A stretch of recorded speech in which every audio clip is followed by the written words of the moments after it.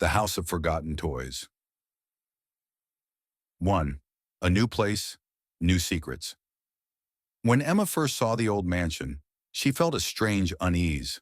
The house was grand, but its dusty windows and creaking door seemed to hide a mystery. Her parents insisted it was a perfect place to live, but Emma couldn't shake the feeling that something was off. While the adults unpacked boxes, Emma wandered through the hallways. The air smelled of antique furniture and something faintly sweet yet rancid. She opened doors, peeked into empty rooms, until she found something unusual, a narrow, almost invisible gap between the wall and a massive bookshelf. Curiosity got the best of her. Straining, she pushed the bookshelf aside, revealing a small hidden door.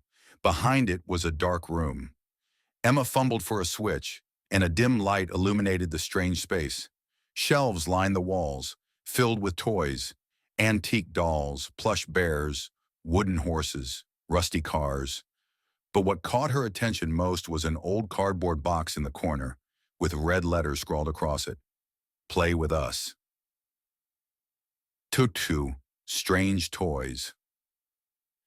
Emma carefully opened the box and pulled out the first toy she found. It was a porcelain doll in a lace dress, with long black hair and large glassy eyes. You came, the doll whispered softly. Emma gasped and dropped it, but she quickly convinced herself she had imagined it.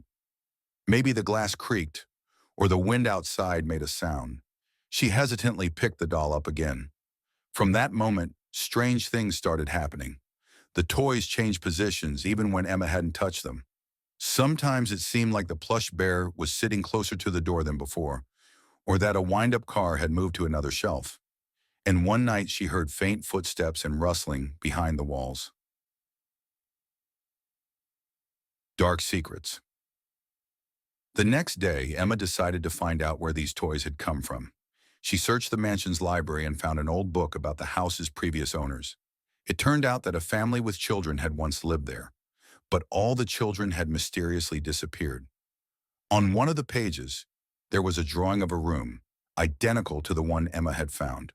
At the bottom, a note was written in the small handwriting. They are not just toys. They are waiting for new friends. At that moment, Emma realized she needed to tell her parents. But as soon as she stepped out of the room, the door behind her slammed shut with a loud bang. She grabbed the handle. It was locked. Through the darkness, a familiar voice whispered, "You shouldn't have found out." It was the porcelain doll.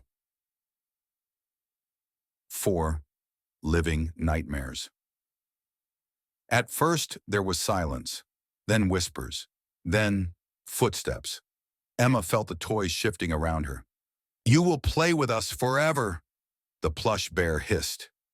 Wooden soldiers began marching forward, their jointed limbs creaking. Tiny wind-up cars zoomed around as if blocking her escape. Emma spun around in panic. She remembered she had a pocket mirror in her jacket. She quickly pulled it out and held it up.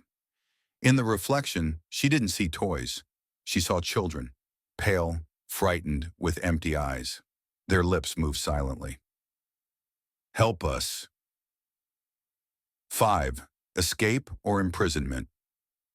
Emma realized that if she stayed, she would become one of them. She frantically searched for a way out. "You won't leave!" the doll shrieked, reaching out its delicate hand. But Emma noticed an old candle on a shelf.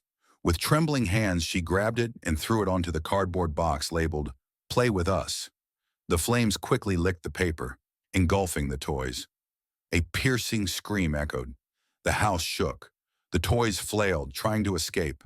The hidden door burst open, revealing a way out. Emma ran, gasping for breath. She slammed the door shut behind her, and from the other side she heard a final, chilling whisper. "We will return." 6. The ending. The next morning, Emma told her parents everything. They decided to check behind the bookshelf, but the secret door was gone. "You must have just been overtired, sweetheart," her mother said, stroking her hair. Emma nodded silently, but when she entered her bedroom, she froze.